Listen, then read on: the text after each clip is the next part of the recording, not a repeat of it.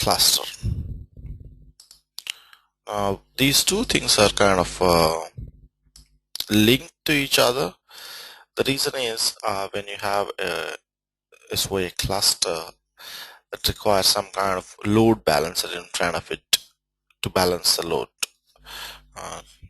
To give you an idea, let's say this is what we're trying to do.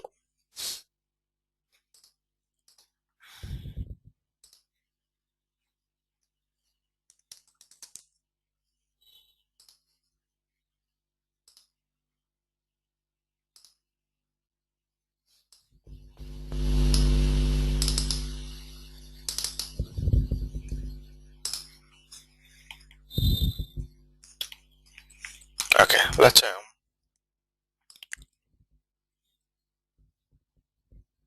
this is our box 1, this is our box 2, and we create a SOA cluster on it with server 1 here, SOA infra 1, SOA infra 2.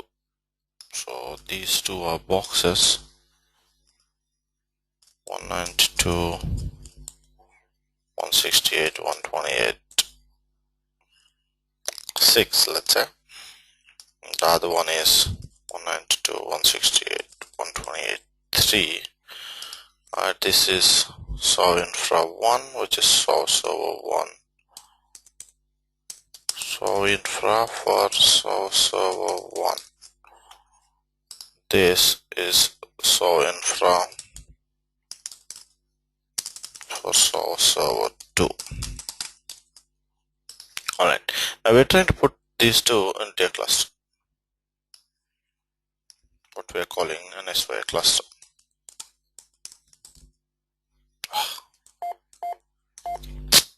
It's gone.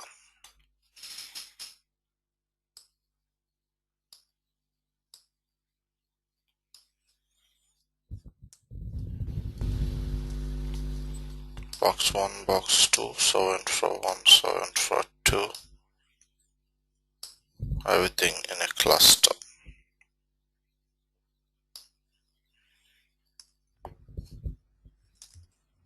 Ninety-two, 168, 128, 6. 192, 168, 128, 3, let's say. Here, SOA infra for SOA server 1.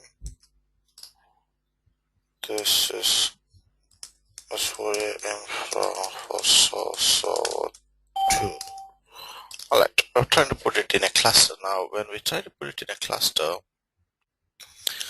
this setup basically has a single MDS. Now here we have an MDS, we have an in the database. So here we go. Alright, now the MDS has all the 4 schemas that we know.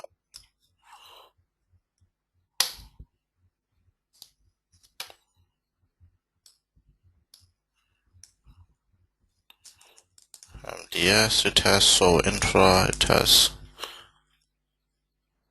Aura SDPM, Aura BAM. Now these 4 schemas basically has all the instance data, all the composite information, everything. Now obviously we won't be using Aura BAM and SDPM in when you're referring to a cluster. Look at the first 2 schemas, MDS and SOA infra.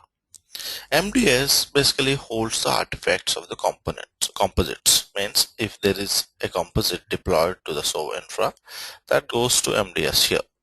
The same way, all the instances running here will go to SOA infra.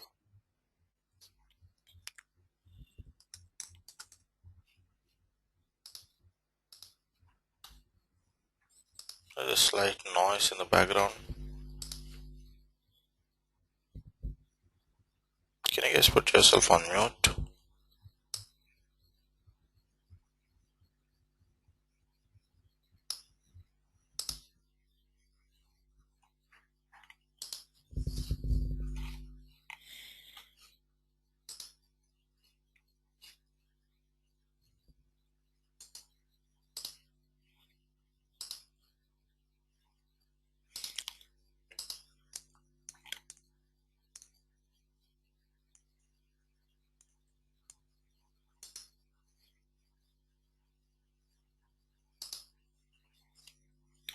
Alright, so here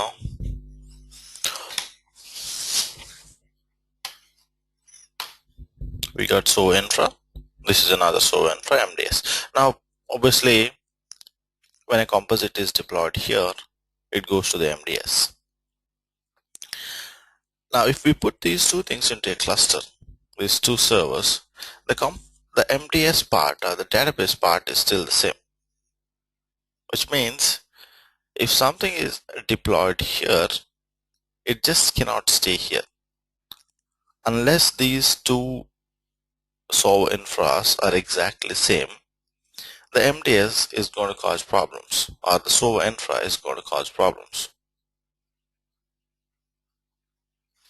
The MDS has to be, these two infrastructures have to be exactly same so that the MDS can be accessed without any issue. So we do not have any distinction between like something like MDS for SOA server 1, MDS for SOA server 2.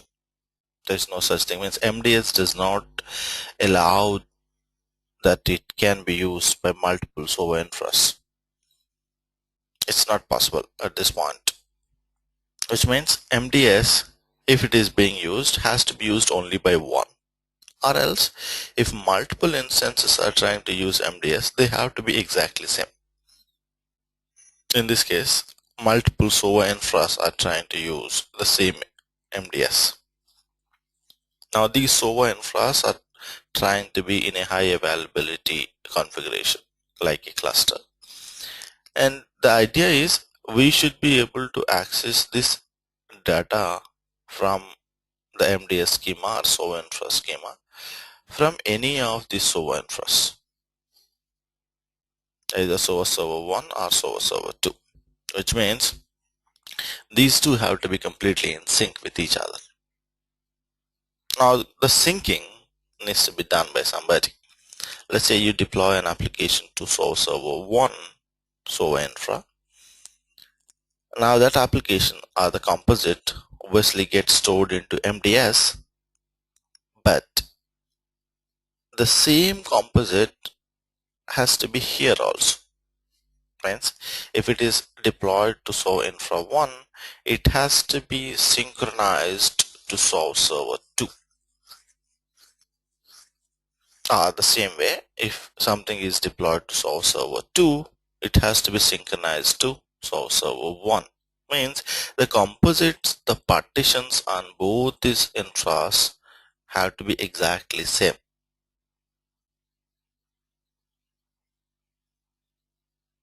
The second thing, so now if that has to be exactly same, we need somebody to do the synchronization, and that's when your coherence comes into picture. So there is a coherence application deployed to this SOA infra, deployed to this SOA infra. So Oracle or SOA cluster requires coherence. It's mandatory that you have coherence deployed, and this coherence is in a cluster. These two coherence applications are basically in a cluster. Means the GVMs itself are in a cluster, SOA infra 1, SOA infra 2. The coherence use a different port number to communicate among themselves, these two applications. So here if you say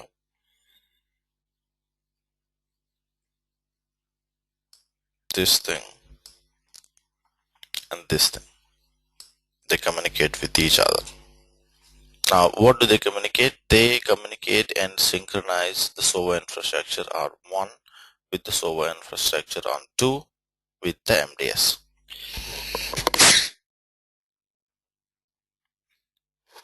Excuse me. So the coherence plays a crucial role in synchronizing the composite information, partition information across these two. Now, when somebody is invoking a service or invoking a composite which is on SOA infra, they can either hit it here, which is you can directly invoke it from SOA server 1 on this box, or you can invoke it on server 2 on this box. Now obviously there are two URLs where you can invoke, or else what we can do is you can put a front end, a load balancer kind of thing. It can be a hardware load balancer or it can be a software load balancer, anything. Now hardware load balancer is preferred if you have a very high volume of calls to this Soa cluster. If the calls are not that many, you can put a software load balancer. Now the most popular software load balancer in SOA is your OHS with proxy plugin. So this load balancer, if you say is OHS, Oracle HTTP server,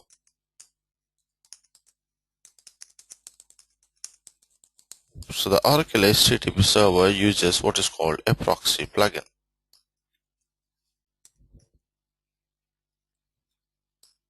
So you got a proxy plugin with OHS. The name of this proxy plugin is mod underscore WL underscore OHS dot SO. Mod underscore OHS underscore WL, I think.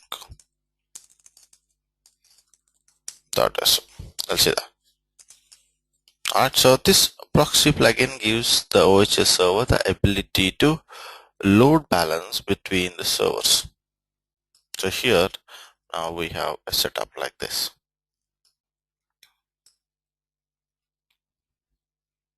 The proxy plugin is the one that is load balancing across these two. Now the users will be hitting the OHS directly. So all the service calls will be made from OHS.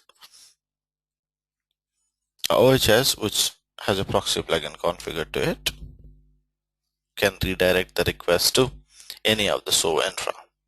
Now any of the SOA infra, let's say there is an instance running here. If there is an instance running here,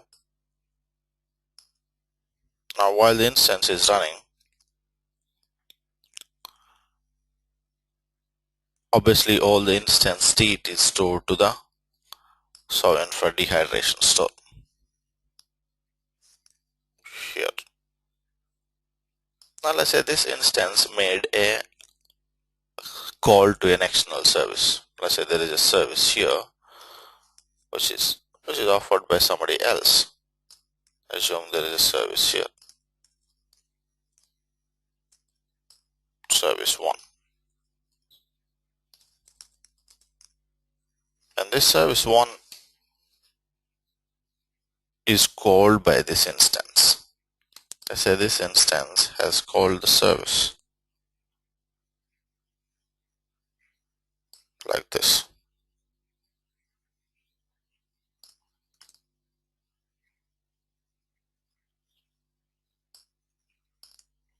Alright, now when the instance calls the service 1 is going to respond. Let's say this instance called the service in an asynchronous way. Asynchronous means this did call the service 1, but the service 1 is not responding immediately, or its service 1 is not expected to respond immediately. It will respond after some time or probably later. Now till that point this instance has to wait, and we know when an instance is in a wait state it gets dehydrated, means it goes to the SOA infra. So this instance is pretty much stored in the SOA infra now at this point. Now when the service 1 responds back, which is called a callback. Now the callback does not directly come to SOA infra on SOA server 1. Instead, the callback URL what we give is this thing, the OHS. So here I have a OHS callback. Means when service 1 is called, what we are saying, telling the service 1 is when you respond, do not send your response to the SOA infra, SOA server 1. Instead, send it to the OHS, which is a load balancer. So this is a callback here. This callback was a result of the call made by one of the instances here, which is dehydrated to the SOA infra. Now when this callback is made, the OHS is going to load balance it. Let's say the OHS decided to send this callback to this location, which is SOA server 2. But if you observe, SOA server 2 was not the one which was originally handling this instance. So the callback was received here on SOA server 2. So immediately what happens is the SOA server 2 and the SOA infrastructure on SOA server 2 will load everything from the SOA infra. Load everything in a sense, it loads all the information related to SOA server 1, and this instance basically kicks off from here itself. Alright, that way what is happening is with the OHS, even let's say now assume that this SOA infra 1 is down. When the SOA infra 1 is down, the instance has made a call to service 1 from SOA server 1. The callback, because we received it on the load balancer, can be redirected to any server which is available at that point of time. That way, you have a very highly available SOA cluster. So SOA cluster, the composite and the partition information gets synced using what is called coherence. Apart from this coherence, you have another component called OWSM related syncing. Obviously, this SOA infra on this one requires security. This SOA infra on this requires security, which is managed by Oracle Web Services Manager. So that also has to be synced. So there is a OWSM here. There is a OWSM here, which needs to be talking to each other again. Now, ideally, we are saying that coherence is the one that synchronizes composites. Obviously, the coherence should be able to synchronize the security related information also across these two, but coherence is not yet able to do that. So for the synchronization of security related things, means our OWSM, we use what is called Java Object Cache. So there is a JOC that needs to be configured here. There is a JOC that needs to be configured here. So you have coherence for synchronizing the composites, JOC for synchronizing the security related things. And this SOA server 1, SOA server 2, which are part of a SOA cluster, will use the same MDS, and all the callbacks will be handled by a front-end load balancer, which can be a hardware load balancer or a OHS kind of software load balancer with a proxy plugin. So you have multiple things here. So obviously, one thing is every SOA cluster requires a front-end load balancer. That's one thing that's mandatory. It could be software or hardware, anything. So all the callbacks will be usually put to the load balancer. They will not come to the same SOA infra where on which the instance has made a call. Otherwise, this will not be highly available, right? Let's say if this SOA server 1 made a call to service 1, then it crashed. When service 1 responds back, asynchronous, these are all asynchronous callbacks. This box is not available at that point. In that case, the instance should not fail. We should be able to pretty much continue that instance without having impact because of this failure. So the load balancer in that case will actually redirect the request to an available SOA infra, which will pull all the data from the MDS and dehydration store, and it will continue. Alright. So here in a clustered setup, if you have to look at the points. Now we are creating a cluster directly. Create a cluster, so a cluster. Usually when you have a clustered setup, instead of adding a new server to an existing server and trying to convert it into a cluster, it's always good idea to add uh, servers in create a cluster initially, and then if you don't want some of the servers, you can shut them down, you can keep them down. Try not to add a server, or try not to convert a single server domain into a clustered domain. It will have a lot of issues, like probably the coherence itself is not deployed, or there are certain issues with the OWSM targeting. The applications are basically not targeted, and the GMS related things are not targeted to a cluster. That's going to be causing a problem. So converting a single server domain into a cluster, it's not impossible, it's messy. So instead of that, try to create a cluster and then keep some of the servers that you don't want. So that way your configuration will be much cleaner. So here in our steps that we do, we're going to create a Soa cluster first. After creating a Soa cluster, you need to do a couple of things, like you need to configure UDTs. Normally what happens is, when you have a single Soa server, the queues and topics are targeted to single server. But when you have a cluster, you will convert those queues into uniform distributed destination. Means the queue is actually a distributed queue now. It's available partly on Soa server 1, partly on Soa server 2. So the conversion needs to be done. That's a second thing that we usually do. Apart from that, then there is a third thing that we have to do.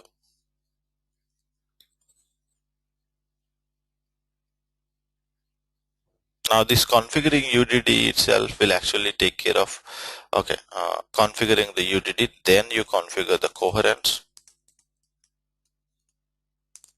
which will actually synchronize the composites. Then you configure the JOC. Alright, once this is done, in the front end you may want to configure a OHS. So here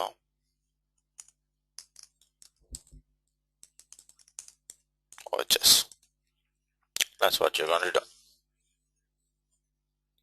You're configuring the OHS. Now usually OHS has a front end called web cache, like this.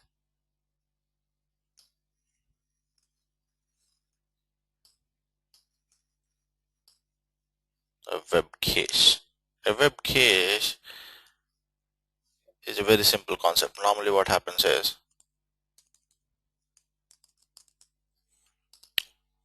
a web cache is especially for static content, which means, let's say if I'm hitting about.html page, if I'm hitting about.html page and if there is no web cache, the request will go to the OHS server. The OHS server will pick up the about.html from the hard disk. Let's say the about.html page is here. When it is here, OHS will go to about.html page from the hard disk and give it to the browser. Let's say there is a browser here which is requesting that page. And this happens multiple times. Let's say the same about.html page has been asked 100 times. When that happens, the OHS has to read through the hard disk 100 times. OHS does not usually do any buffering mechanism. So if there is 100 times request for about.html, every time there is a disk IO. But We know that when you touch the hard disk, it's going to slow down the performance, or it's going to impact the performance. So we don't want to touch the hard disk usually unless it's really required. That's when your web cache comes into picture. If the same page is asked again and again, or what we call is, this is a popular page, the about.html. The popular page gets buffered in this web cache. So when the next time about.html is referred or being asked, web cache does not give it to OHS. Instead, it gives it from the web cache itself. So the request will pretty much will not even go to OHS at all. So web cache is a very simple thing. It's especially one is for its static content, which means the about.html page is not going to change. And then it is in front of OHS. It's simply a buffering mechanism. It stores all the popular pages that are frequently accessed and serves those pages even before the request reaches OHS from the buffer itself. Now obviously it has no relevance to a Soa cluster. It is not required, or it basically has no role to play in a Soa cluster, because Soa cluster is especially for instances and callbacks, and web cache is for static content. The reason I am talking about this one is I have included it in the content, so that's why I'm talking about it. And the web cache configuration and OHS configuration happens at a time, so we will be doing both of them at a time. But the usage of web cache is has nothing to do with coherence, or nothing to do with Soa cluster.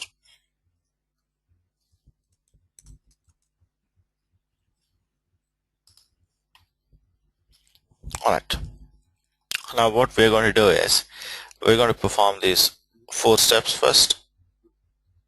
Alright, and then we will deploy a composite on one of the source servers or Soa infra. We will see if the coherence is actually synchronizing it to the second server or not. Right? So these are the 4 steps we're going to do. We will start creating a fresh domain which will be in a cluster. The original domain that we have is a single server domain, so we're not going to use that one. We'll be using a Soa cluster domain, so we'll be quickly creating a cluster. Then we'll be configuring the uniform distributed destinations. Then we will be configuring the coherence, and we'll be configuring the GRC. Alright, so let's go ahead. So let me put these 4 or 5 steps into a notepad. We'll be following those steps.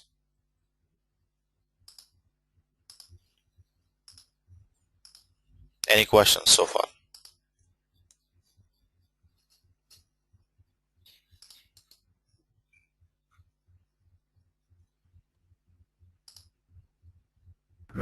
Anil, quick question. Yes. Between WebLogic and SOA, in the WebLogic there is no need for a coherence, like in WebLogic clustering. No, WebLogic clustering, we don't have coherence. It can be used, but we don't need to use coherence. It's not mandatory. Okay, thanks.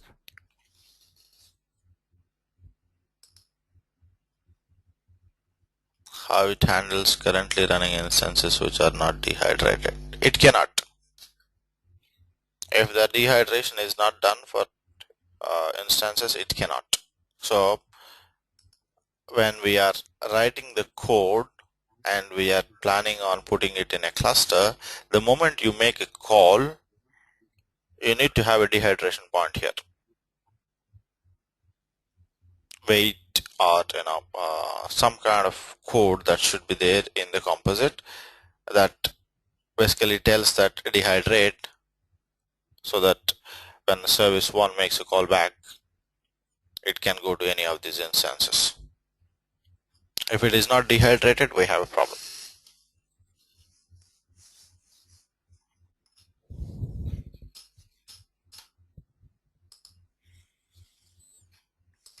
Okay, let me write it to you.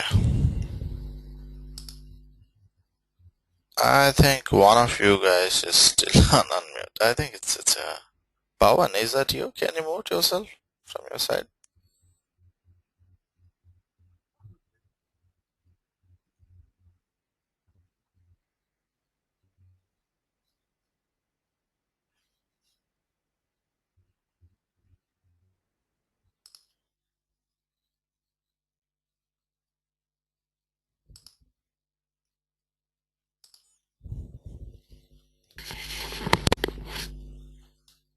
Okay, so let me write down those steps.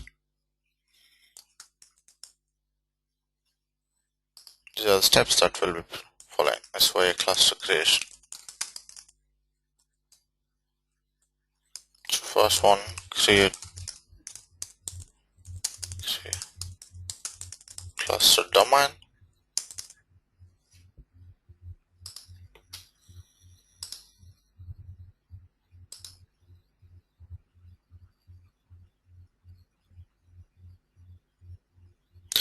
Pawan, can you try putting yourself on mute? I'm trying it, but it's not working. It seems like. Are you there, Pawan?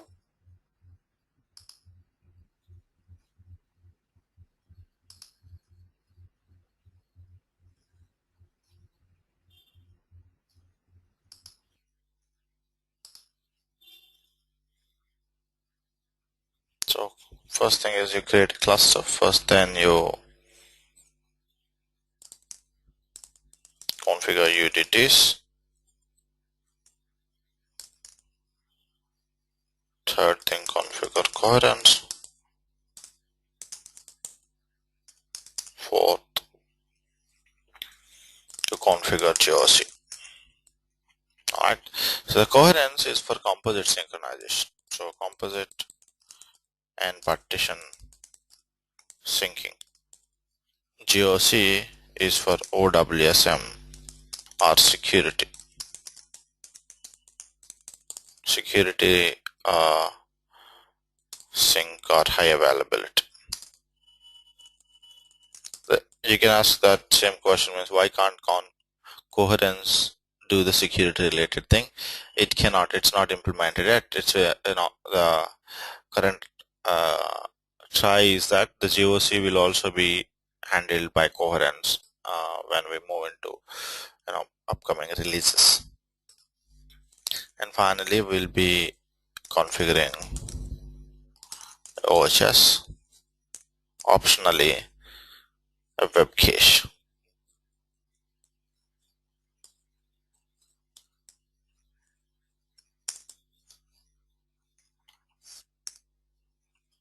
Okay. Now the cluster domain we have to create. Obviously for this domain we'll be creating a new MDS. So for this cluster domain thing we'll be create a new MDS. Then we need to install the JDK WebLogic. I think they're already there. Then we'll be installing SOA, and then we'll be creating a domain. Or else we can just create an MDS and create a new cluster. So this is create an MDS and then create a new cluster. Create a new cluster domain. That's what we're doing. So let me log in.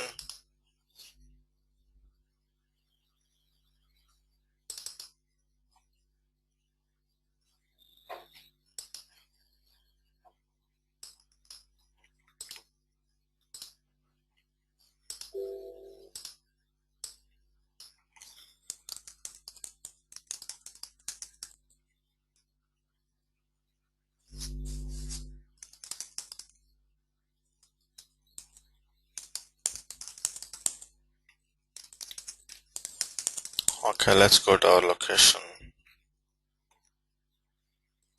As for your P3.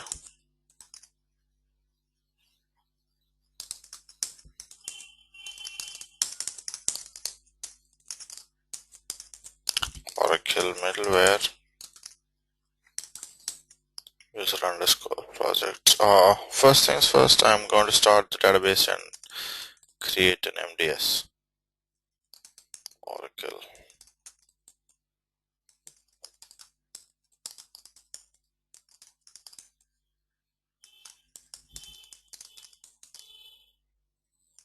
TPSysDB. Startup. Okay, well, this is coming up. Let's get ready with MDS thing. Code IT and code IT 789.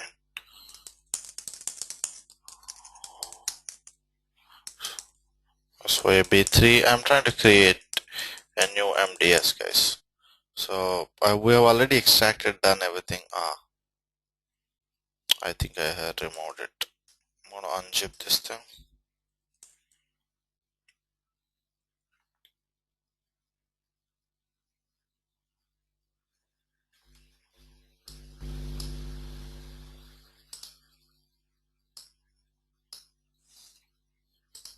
Come back here to the database. Let's start the database. Listener.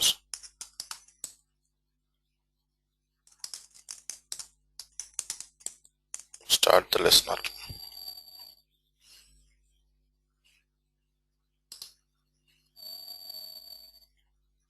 So the listener is up. We're pretty much done with it. So the extraction is going on. Let's get ready with the script in the meantime. Student and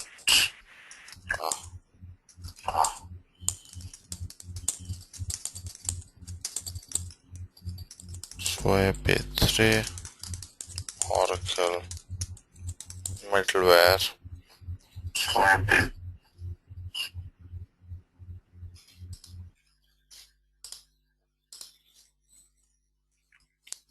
Okay,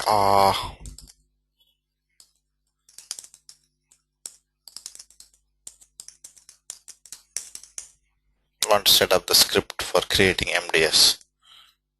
CD. We have the script already, so I'm going to open up the script via myRcu.sh. So let's create a repository and code B3. B3, let's say cluster, and code B3 cluster. That's what I have given. Everything else is same. Silent create repository database type Oracle connect string is this thing. Schema prefix is what we have changed. Everything else remains same. So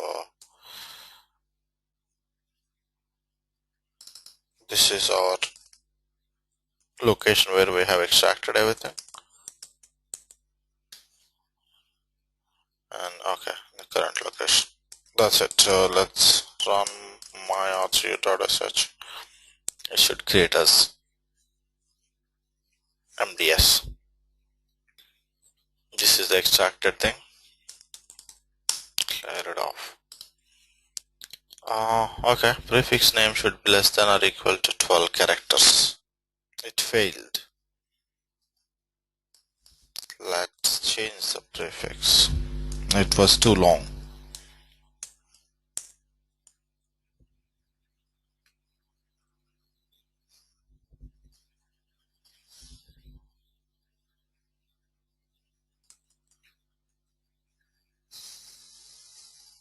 B3 cluster. That's what I'm going to put.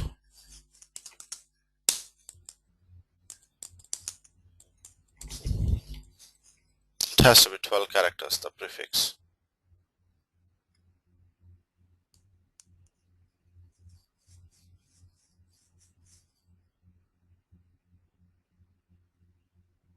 So let this MDS creation go on. Now for the remaining part of domain creation, so let's see, if you look at the steps, MDS, then we require the JDK, we require WebLogic, we require SOA. We have all these things already. GDK is already there. So MDS creation is going on, guys, on the other side. Where is MDS getting created? Here. This MDS creation is going on. So we're getting ready with other things. So the JDK is already there. We're going to use the same JDK. Alright, and then WebLogic is already installed under Oracle middleware. Oracle middleware. We're going to use the same Oracle middleware WebLogic. SY is already installed. Oracle SY. So exactly same thing. So all these three things are already done. Now we're going to create a cluster by using common bin of this thing. Now for creation of cluster, we're going to use the GUI mode and 2 boxes. Alright, the structure of our cluster is going to be like this.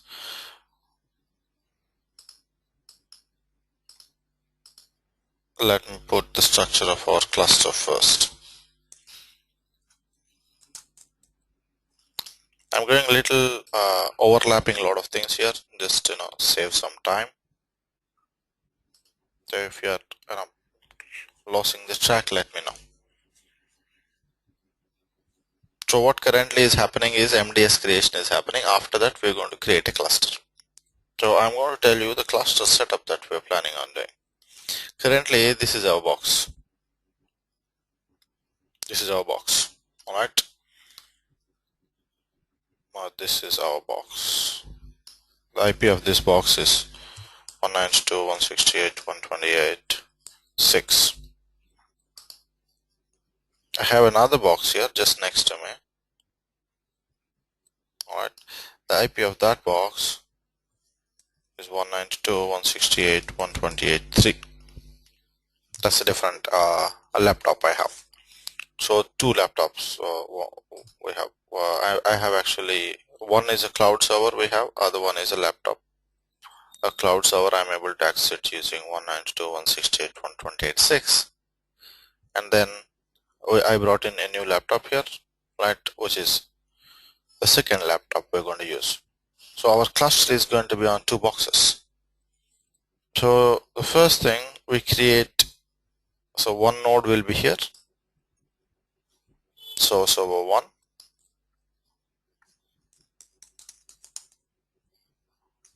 This will have its own SOA infra, or there is a SOA infra of SOA server 1. Then there is a SOA infra of SOA server 2. So we're going to have 2 servers in the cluster. Both these servers are going to be in a cluster. Now for this one, we will create a cluster here first, extend it to this box. So these are the steps we're going to follow. This is a simple WebLogic clustered domain extension, guys. So create a cluster on box 1. Well, that's what we're going to do. After you created tar the domain home on box 2. Sorry, this is box 1. Tar it and extract it. Extract the tar file onto box 2. That's it. Now if required, install your BA home or install your MW home on box 2 before start, and finally start the servers. Start the server on box 2. So this is a domain extension that we are doing. Before we configure anything, we are just setting up a domain on 2 boxes. Now to set up the domain on 2 boxes, these are the steps we have to follow. There are other ways of doing it, like pack, unpack command, all that stuff. That's a little unnecessary way of doing things. This is a much simpler way. So you create a cluster on this server first. All the servers you will add it. Basically, you give the listen address of the server, listen port of the servers, everything. Then you tar it, you transfer it to the second box, you extract it on the second box. On the second box, in the same path, you will create a MW home also. and you are ready to start the servers. Alright, and in front of it is where our this thing is. OHS is what we're going to create. So we're going to install OHS later, which will have a proxy plugin that we need to configure.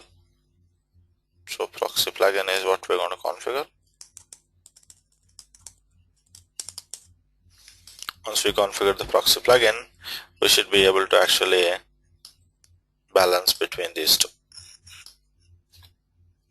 So then we're going to configure the coherence and other stuff. This is our setup. So box 1, box 2. We're going to create a cluster in box 1 first, extend it to box 2. So these are the 5 steps I'm going to follow. So cluster creation, desktop.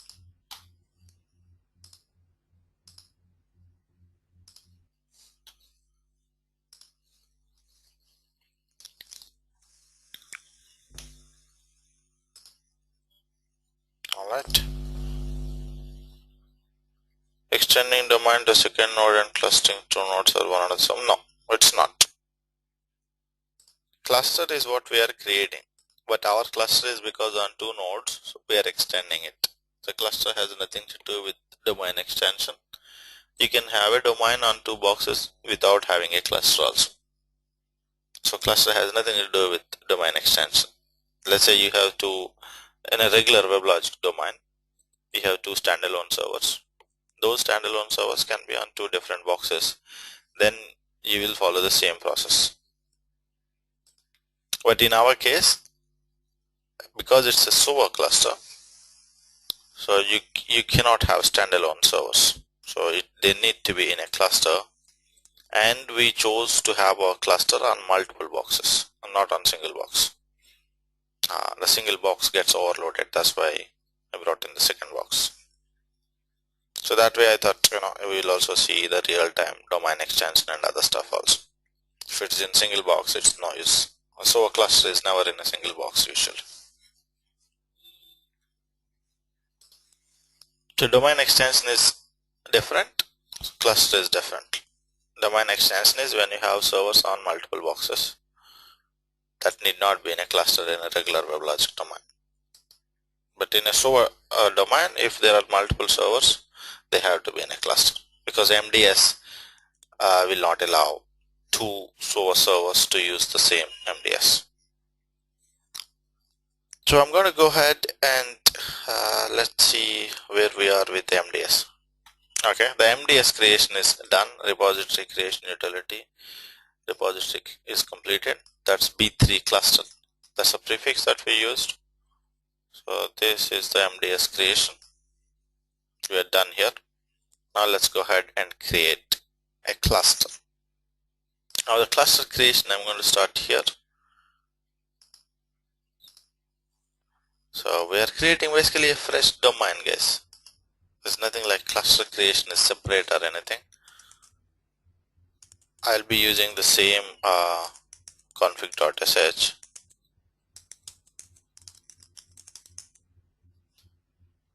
This one, and we'll be using in a GUI format.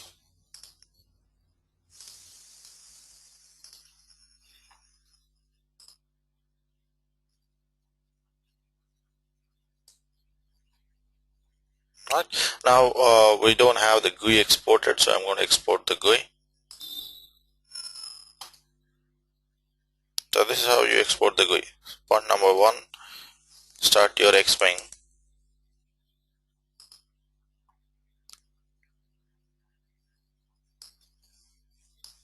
So this is your Xwing server running here.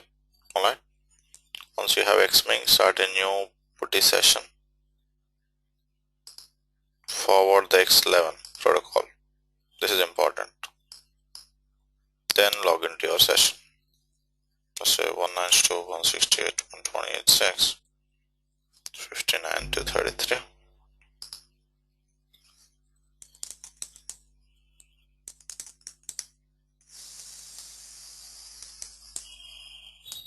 Now let's go to our location. Student SOA B3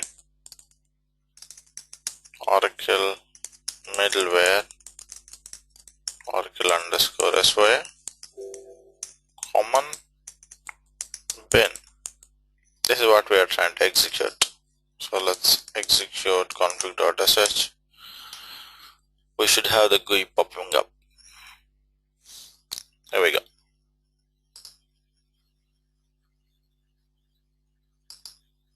This is the GUI. So we're going to create a cluster now. Alright. Remember, this extending domain is different than the one that we just now talked about. This extending domain is extending to second box, whereas the screen that you're seeing, this extending is adding additional services. Like, let's say you don't have JMS related services, you can add it. You can add a managed server also from this extending domain part. It's adding additional features to a domain is this extending domain. The one that we normally call is extending it to a second box. So here we are creating a fresh domain which is going to have a cluster in it. So click on next.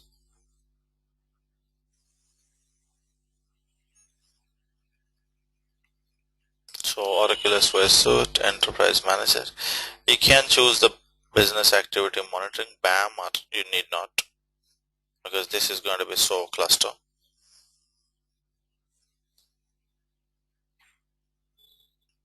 Move on to next.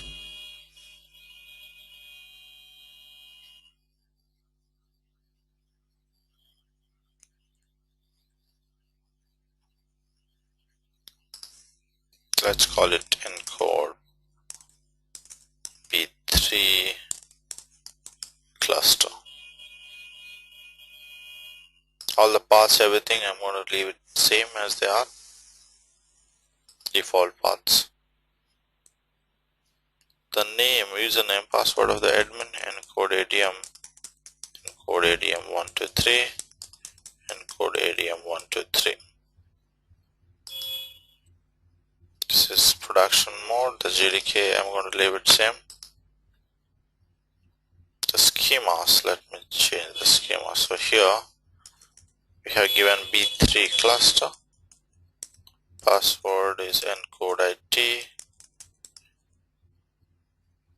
That's the database name. Host name is 192.168.128.6.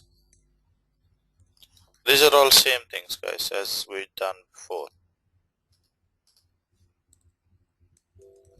B3 encode B3 cluster.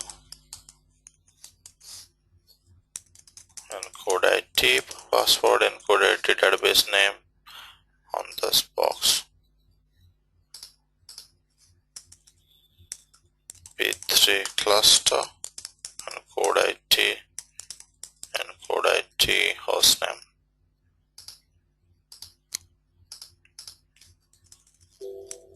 B3 cluster, encode IT, hostname.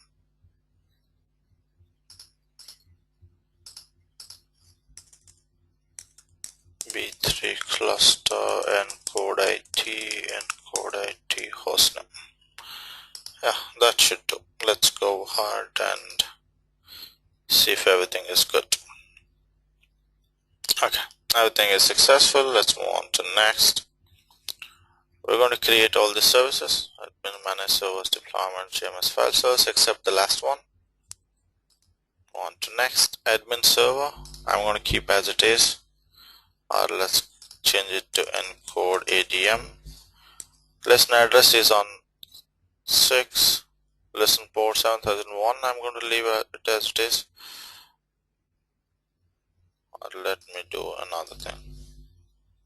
Listen port. I'll give something else which is not very common.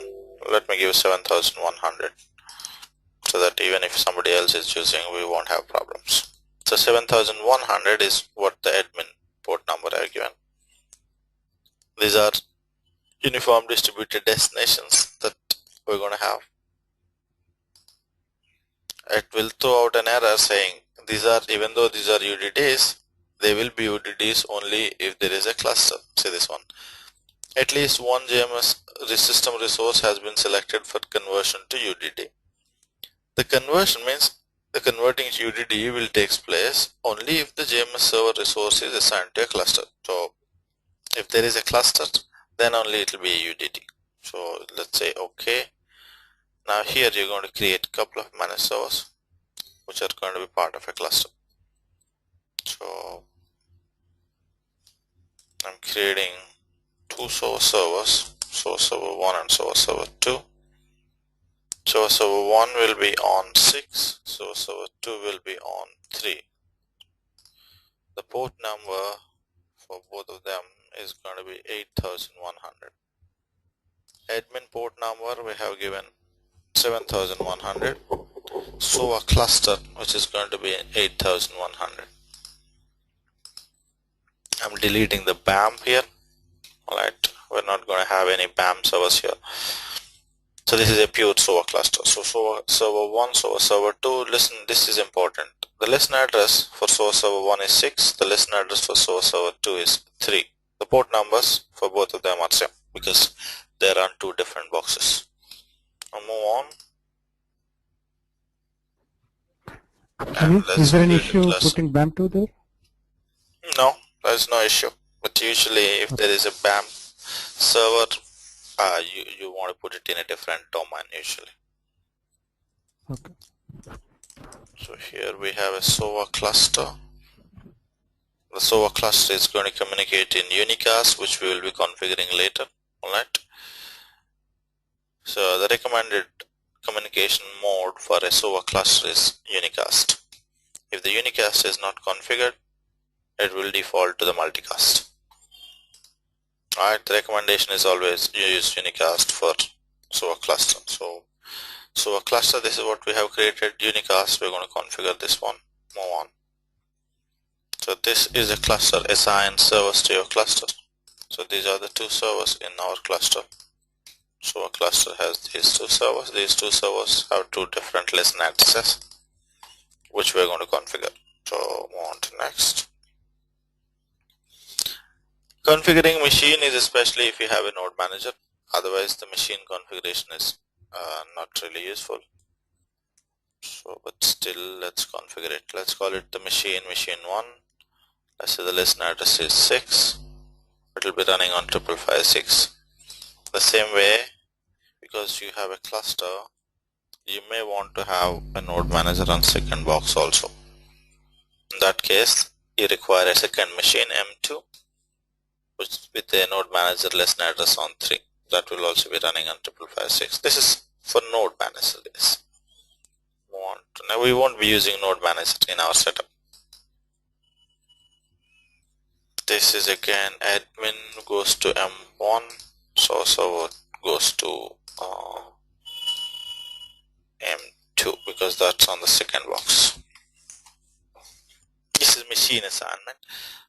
We don't have any impact of this assignment, but just to keep it clean, or if you are planning on setting up a node manager at a later point of time, you want to have all these things in place. That's more of a best practices setup. So move on to next.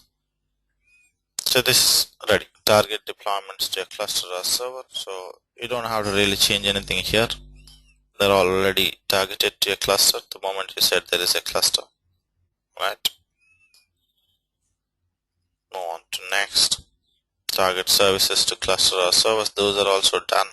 Try not to change anything here. Right. This is really important.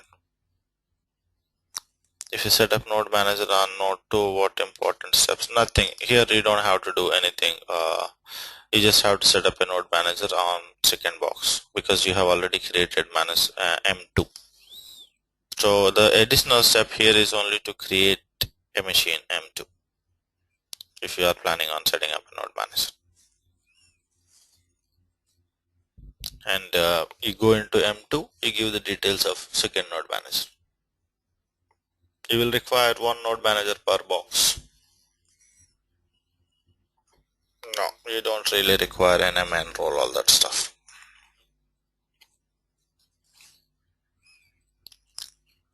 It's not required. Without NM role, it still works, the node manager. So go on further. These are the GMS stores. Go on with the default settings. This is a summary page. Alright, these are all the resources that get created. Ask it to create. Click on create.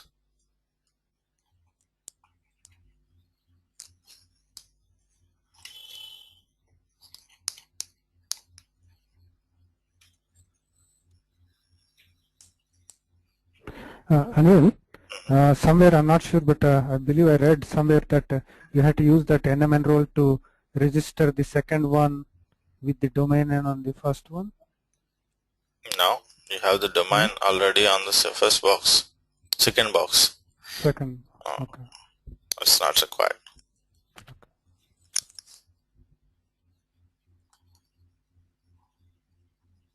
That's an additional step we do. It's not a mandatory step.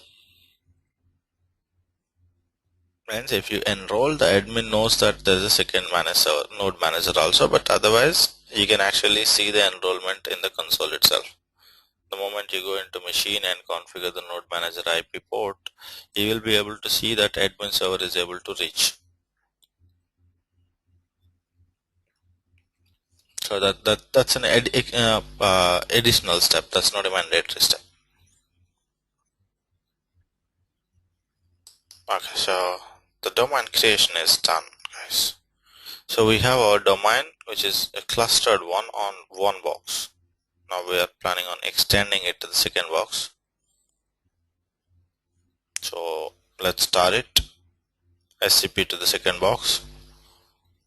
Extract it on the second box, and then start the server. So 1, 2, 3. Before I go into second and third step, I'm going to finish the fourth step. Means you make sure your middleware home on box 2 is available. So let me first get into box 2.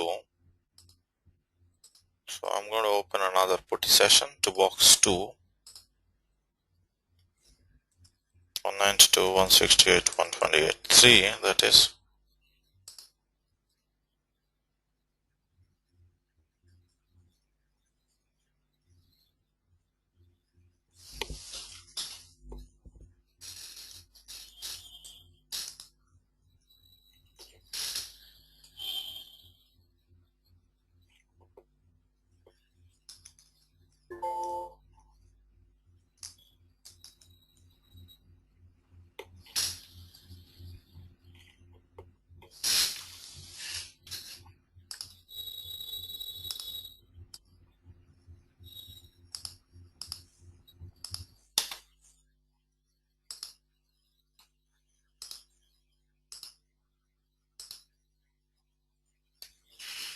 Okay, this is 3.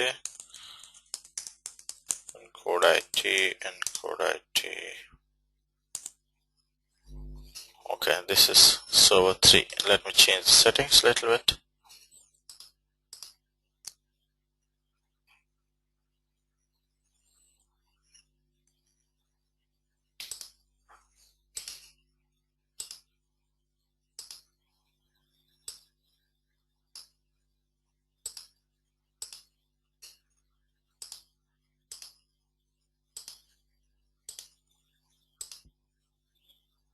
So I'm going to keep it black as it is.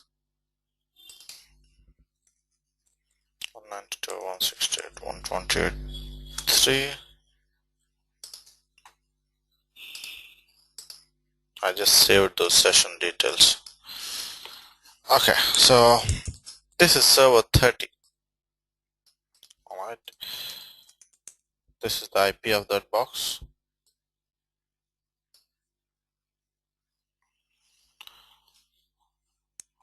And this is our regular box, which is box 192.168.128.6. This is 192.168.128.3. So I'm trying to do a domain extension here. Alright, so I'll finish the step 4 first. Just get the second box ready. Pawan, can you put yourself on mute, Pawan, please?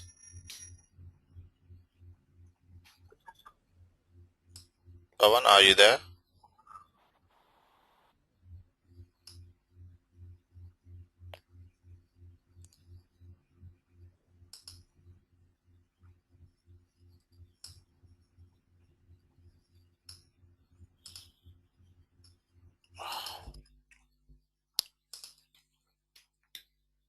So I'm going to install this MW home on box 2 so that the box 2 is ready for everything else. Now we'll create it in the same path as the first box. That way it will be easy. Usually all our production boxes will have a similar structure. So we need to have JDK, MW home and SOA, all the three on box 2.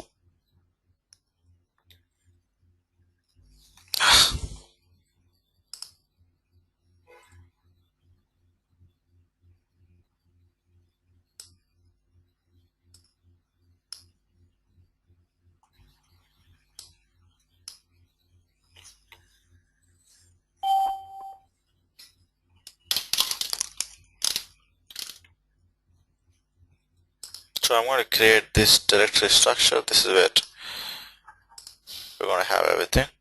So cd is to student mkdir SOA b3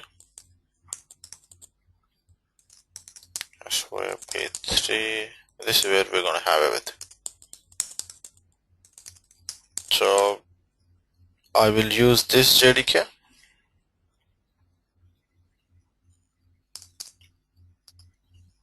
I'm simply using an existing one, guys.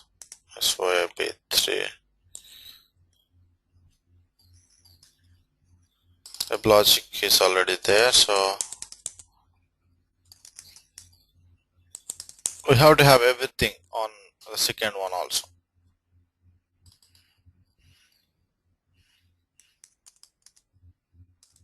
ln-s / this to JDK just to make it easy. The link I have created. So we have JDK to JDK 160 in the same directory. Now we have to install the WebLogic here, which is already here.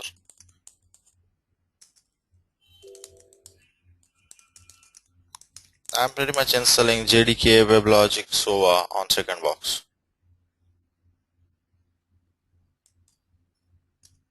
Move WLS to Soa B3.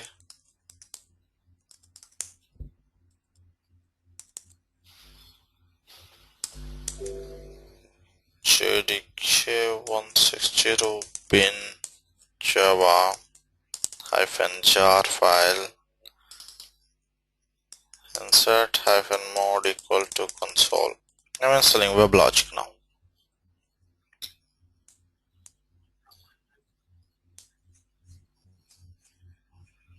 So this is a WebLogic installer that we used already before. A JDK, just now I got it from other directory. So under that JDK there is a bin java, so that java with a jar option and our installer. Now we have to install a Soa also on this one. I'm not sure if Soa is on this box.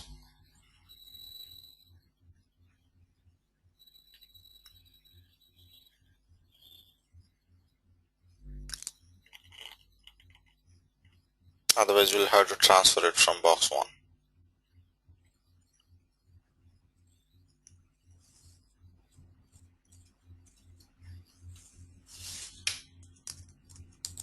On to next. So our middleware home is going to be exactly same as this box 1. So I'm going to copy paste the same middleware home here also. Invalid input. Anil, I have a quick question. Instead of installing SOA on both separately, you can have a common storage. Like in the WebLogic, at the WebLogic level, you do the clustering, and then when you deploy it, it won't do it. That's what you mentioned. WebLogic clustering? What do you mean? Yeah, you do. Like do a cluster of 2 instances at the WebLogic level. Okay. Then can you extend the domain that includes SOA, no? Like you create a domain, SOA, Okay. the WebLogic one, just the manage server, Okay. and then sorry, like just create the admin server, and then create a manage server, extend it, and then create a cluster out of it. Okay. We cannot, no, okay. This SOA is cannot go on top of an existing managed server, like Ah, no, that's right. That's no, right. okay. No, sorry. Yeah, Yeah, that's I fine. got. That's fine. That's fine. Okay, let's proceed with this WebLogic install. So move on to next. We don't want to receive any security updates. Do you wish to bypass the initiation of configuration manager and remain uninformed? Yes, I want to remain uninformed of security updates. Basically, you're saying no here. Move on to next. Let me go with the typical, or let's say custom installation itself. It goes on with WebLogic Soa. See, the examples are not getting installed here. Similarly, Oracle Coherence. Alright, everything getting installed. Evaluation database, nothing I'm installing, so I'm taking off 112. We don't want evaluation database. Move on to next here. HADK is going to be same. Move on to next. Nothing to change here. Product homes also nothing to change. This is a summary page. Move on to next, so get installed. Now while this installation is going on, the next step is to install SOA. So for SOA installation, we need to transfer the files.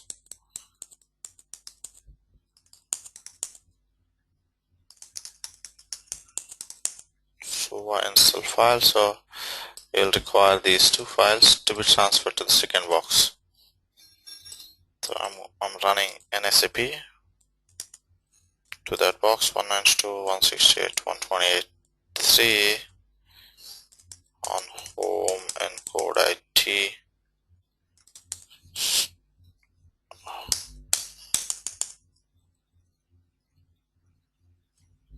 So the installation is done here. Exit. That's it. So WebLogic is done. Now SOA installation, we need SOA files. So SAP that file to 192.168.128.3. Let's say this path is where we want it.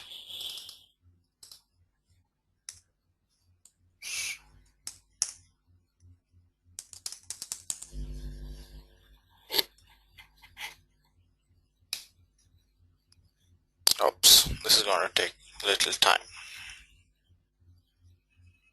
I should have transferred these files before.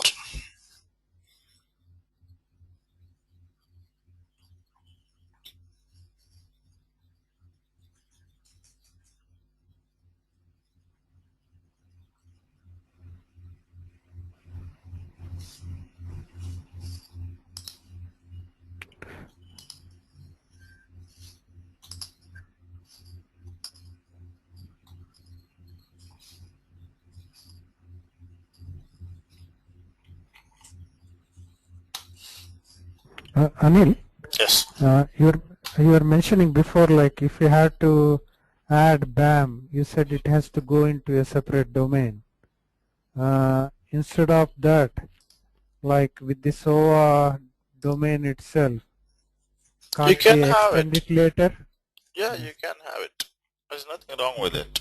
You can, technically it's possible, but normally we don't have a BAM domain with Soa cluster. But you can have it. There's nothing I wrong. think I think in our case it is there in the it was the extended domain. It is in the same domain. It is extended. Like once you install the SOA, there is the BAM one is like you can extend the domain, right? Yeah, that can be So done. I think okay. So is still that is a good a good way of doing it, or Normally we don't. SOA cluster will not see BAM domains, BAM cluster. so So it will be in a it separate will be in a domain? separate domain. But I've seen setups where both the clusters are there in a single domain. Means there is a SOA Okay. cluster, two node SOA cluster. There is a BAM cluster also. What Okay. happens is your admin gets overloaded sometimes. So you Yeah. don't want to happen. And I've seen the OSB2 in the same one. That's a big mess. OSB, Okay. if you have it in the same, OSB has a serious problem when you actually put it in the same uh, directory also. We're going to see that problem. What happens is, let's say we What have do you mean by installed web, directory? we have Like, installed web SOA, right, in yeah. middleware, Oracle middleware. Mm. If you install OSB also in the same Oracle middleware, some of the files are getting corrupted. Okay. So you I cannot think install it no. both of them same Yeah. in the same I directory. think in our case it is in a separate uh, folder there. It is not in the same state. That directory has to be different. Yeah. Okay. No, it is different, I guess. Yeah. But saying that everything is in the same domain. The domain, yeah, they can put it in the same domain, yes. At the end of Okay. the day, it's still WebLogic. Yeah. But the folders are separate. Like it is a shared folder. So you'll have the everything is in a different folder. That is what the previously I was asking a question like the managed servers are in a different folder. So there is a separate bin folder for the managed servers. Okay. Like if you see there is a separate home for them. So when we start the managed servers, we go to the bin directory of the respective managed servers and start from there. Yeah, that's what you asked me. Yeah, that's what we are Okay. expected to do if that kind of setup we have. Okay. Yeah. Thanks. Okay, I think we're going to do one thing, guys. We're going to stop it here for today. I'm sure this will take about 10-15 minutes. There is no point in waiting for this transfer to happen. Uh, I'll have that files and everything transferred, and we'll continue with the SOA installation and domain extension, and then domain confirmation. All the steps that we have put up, we'll continue with those things in tomorrow's session. If there are any questions, you can shoot.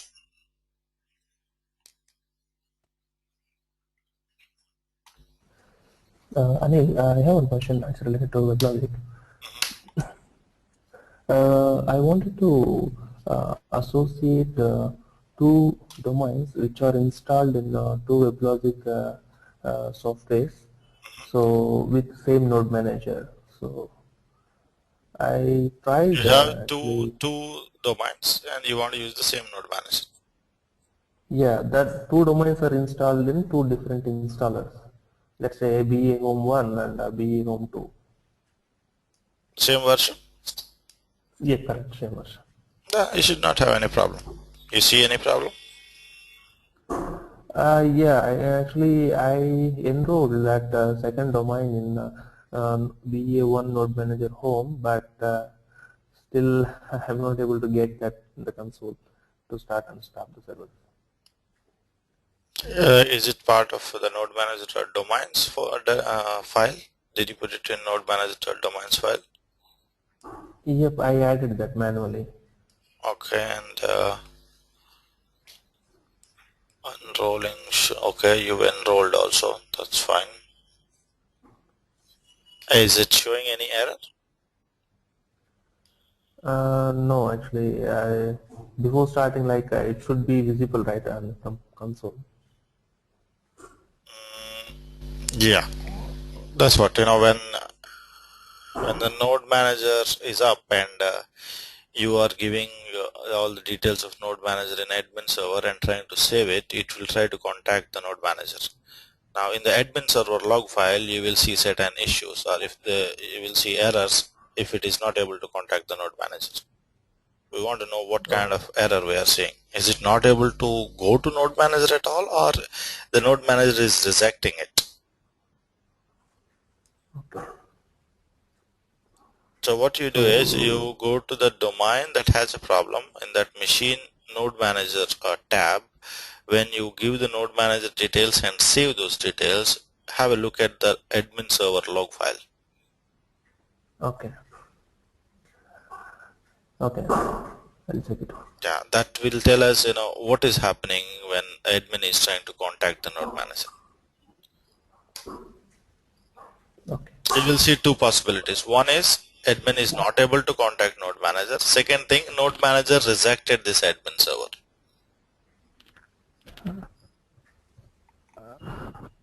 Okay. I think Anil, I had maybe similar issue like I went in like it by default it puts as a local host, right, in the Yes, yes. so I changed it to the actual host name, Okay. and then I think there was a similar issue with the node manager I had before when I was playing around, Okay. and I had to go and put the actual host name in the from the console Okay. at the time, and then it started working. Maybe I'm not Cool. sure Yeah. it's long back, but it looks to be like a similar issue. Yeah, I think that also you should check. Let's see if that's a problem. If that could be a problem. Yeah, this is a known problem. Node manager should have all your proper lesson addresses, and even the managed server should not be listening on all local addresses. That's another common mistake we make when you're creating a domain. You say managed server is listening on all local addresses, then node manager will not work. So it has to be specific IP. If you have multiple IPs on the same box, you cannot say listen on all local addresses. It has to be on a specific IP. So check those two things. One is the admin log when you're trying to connect to the node manager. Second thing, make sure all the managed servers have actual listen addresses instead of all local addresses. And also Srinivas is saying instead of local address, use IP. Okay, got it.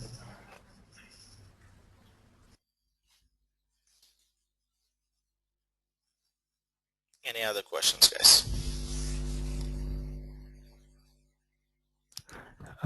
Anil, you are saying that before, like having all BAM and SOA on the same domain is not a good practice?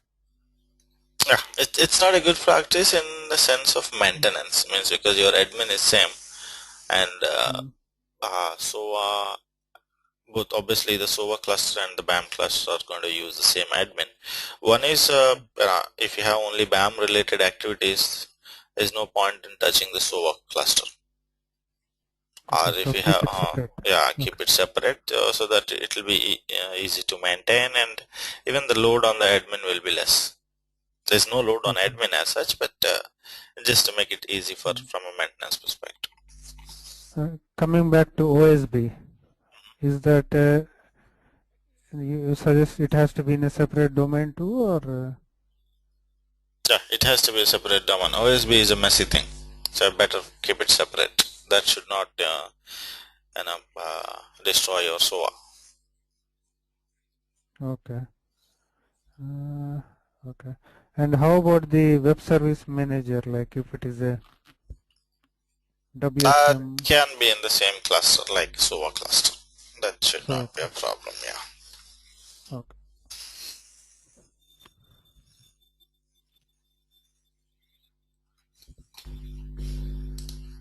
Yeah, Uday, what's the problem you have?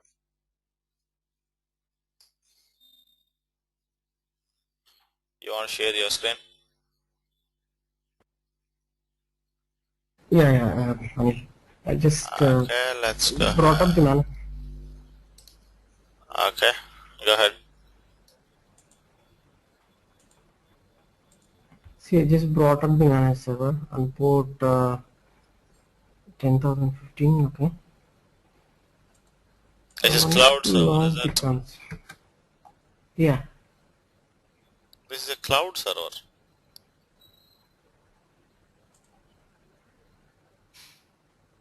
So I can't launch it? You can't launch cloud server on 192 console. There are two problems we have got here. One is the IPs, you need to use 49204. Second thing, you cannot use port number beyond 9100. That's in the Oh, list itself. When you log in, that will be part of that instructions. okay. First thing, Let me change check. your port number. Change your port number to something below 9100. Okay. And second thing, when you're accessing console, use 49204 only, but the listen address will be 192.168. Means you're not actually connecting to your box, you're connecting to your router and then it internally directs it. So the architecture of our cloud is a little more than what actually visible to the eyes. So when you are accessing the console, use 49204 with the proper Okay. port number. But when you are Okay. giving listen address on putty and everywhere, use 192.168.128.6. Okay. Okay. So the problem here is two changes. One is change the port number. Second thing is change the listen address only when you are accessing console. Don't change the listen address in the domain. Let the domain have 192.168 itself. Only in the Okay. browser you are going to use 49204. There is a port redirection happening. That's why your 49 will be redirected internally to 192.168. Okay. Okay. Okay. Try that one, and if you have issues, let me know. Okay. Okay, cool. Anything else, guys?